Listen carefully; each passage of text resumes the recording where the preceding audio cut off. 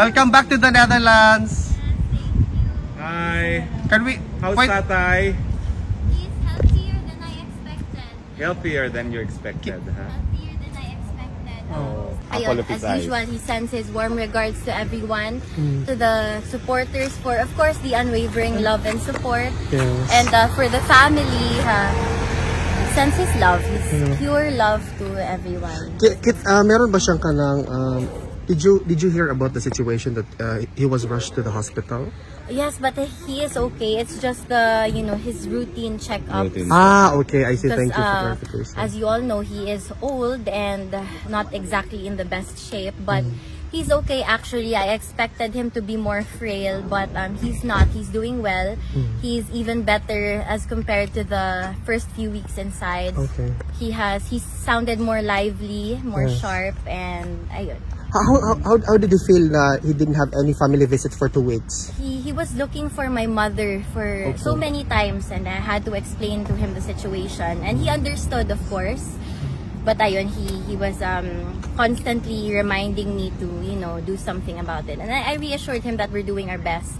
But as of now, I'll be the one who will be visiting him inside. Yes. We're having a prayer rally for Tatay Digong tonight. I hope you can join us. Yes, I will.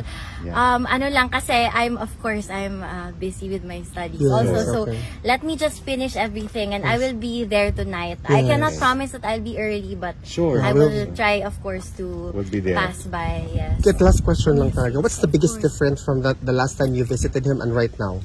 I'll be honest with you, not much. I was so worried when I was in the Philippines. I was so worried that when I've been asking my siblings and the lawyers, can you tell me what to expect?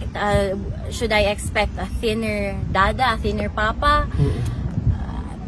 They kept reassuring me na he's doing good, there's no difference. And when I saw him inside, ayun nga, they were right. The only difference is he now has a long beard. It's color white, and he does have white colored eyebrows now.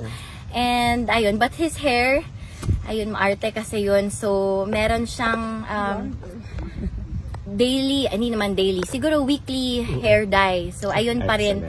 Hindi na siya pure black, may pagka blonde siya. So yes. Also, last question.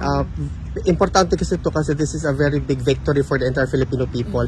Alam niya ba na nanalo with respect to Supreme Court? Yes, and he's very happy about it. He sends his regards to my sister, and he told her that he is extremely proud of her. Did you know that it was a unanimous Supreme Court decision? Yes, he knows about all of that. And he also knows na, ayun, continuous pa rin yung rotation of visits namin dito, pupunta sila. So, and excited siya kasi, you're here. Yeah. Exactly. Ako muna, of course, for now, and you look so beautiful, Kitty, actually. Thank you. I'm sorry guys, you really have to go. One more question, very last lang, Kitty. What was the first question na tinanong niya sa'yo when she saw you? When he saw you, sorry. Actually, it wasn't a question. He said, ang laki ko na daw. He did in a way na lumapad ako, but I think he grew taller. He thinks that I'm taller now. Maybe it's because of the the slippers I'm wearing, but kasi he was wearing flat slippers, so I think this added to my height. But ayun, he was surprised to see me. Sobrang tangkad ko na, almost his height. Kasi ako yung pinakamaliit sa amin, but he was happy to see na I was growing. I mean, I'm not growing anymore, but that's he what knows thought. you're here 4 times a week for him. Yes. Kitty, welcome back to the Netherlands. Thank It's good you to so see you. much. And see you later, ha? Yes, thank you. Mabuhay ka, Kitty.